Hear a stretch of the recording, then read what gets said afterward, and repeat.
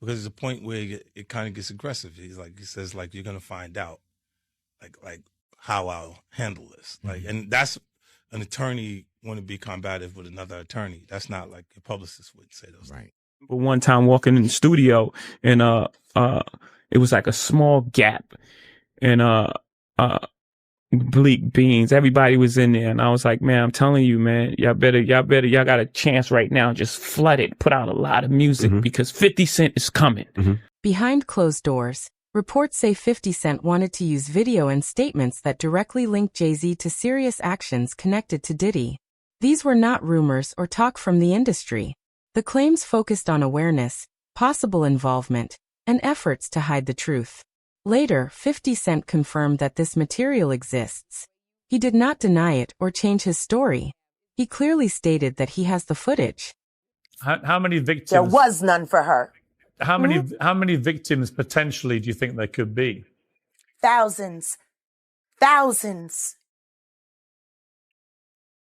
I've talked to hundreds that I deal with still myself. I have 3 victims right now who are willing to give testimony about not only what Mr. Carter has done to them, but his wife as well.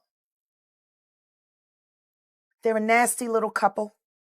They do nasty. People familiar with the situation say the footage is important because it allegedly shows that Jay-Z was aware of illegal activity happening around him and chose not to intervene.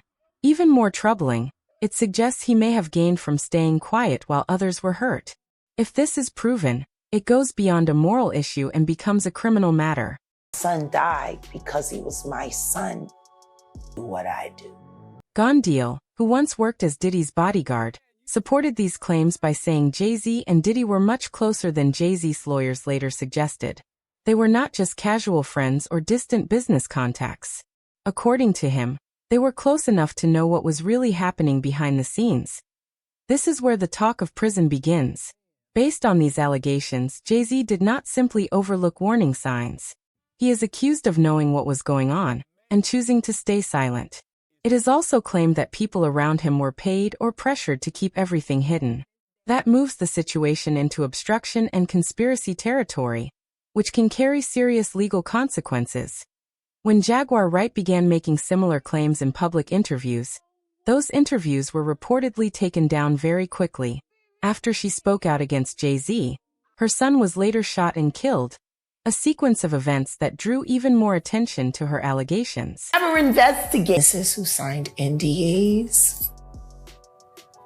Why would you need to sign a non-disclosure agreement about a plane crash and what happened leading up to it? Please, someone answer that. Do you feel like why the fuck would you need to sign? A nigga don't ask about a plane crash if it was accidental. Yeah. Do you feel like... Riddle me that. Riddle me that. Work with me here in this moment. And I'm going to ask you. A plane crash should be accidental. Should be. Why would any testimony about what happened leading up to it need to be covered under a non-disclosure agreement if there wasn't foul? Clips were suddenly removed. Discussions were wiped out. The same kind of cleanup reportedly happened with the documentary as well. Now, however, it appears that 50 Cent is digging back into the past and allegedly involving Jaguar Wright to speak openly about what she claims is a long history of wrongdoing. One of the first issues she points to is alleged involvement in Aaliyah's death. Whenever Jaguar Wright talks about what happened to Aaliyah, she keeps coming back to one key question. Why was there never a proper investigation? Not a limited one. Not a quiet one. According to her, it was never fully investigated at all. Carter, now I'm going to ask you, why would non-disclosure agreements work for free? In her view, non-disclosure agreements usually appear when someone is trying to keep the full truth from coming out. Jaguar claims that more than 25 NDAs were signed and paid after Aaliyah's death. She says these agreements were meant to control what people witnessed, what they heard, and what took place before the flight. Once again, she asks why this was necessary.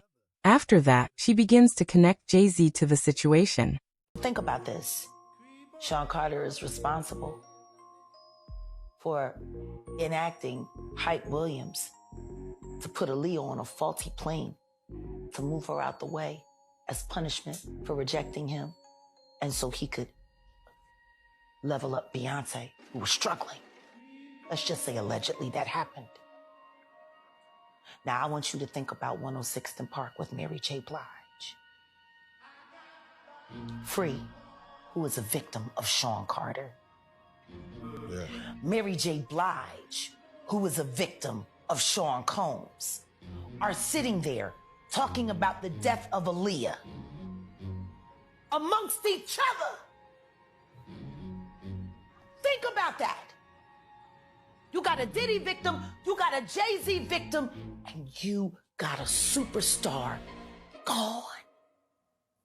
They know what happened. And yet, they had to sit there and have that conversation like they didn't know who did it. Allegedly. Jaguar does not see that as an accident. She believes deals were made, silence was rewarded, and people with knowledge were paid to stay quiet. According to her, that is the reason Jay-Z's name is rarely mentioned when Aaliyah's death is talked about in public. Point 7. All Jay-Z. Saw Jay-Z. And he was working with R. Kelly, and they were making so many records together.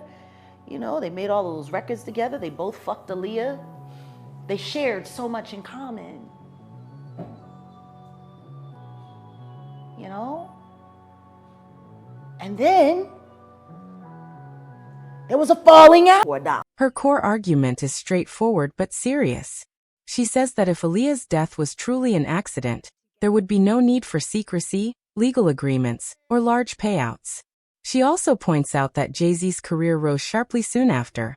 While public questions seem to fade away, that timing is why she believes his role should be properly examined. After the deaths of Tupac and Biggie, the race for the top position in rap largely came down to Nas and Jay-Z.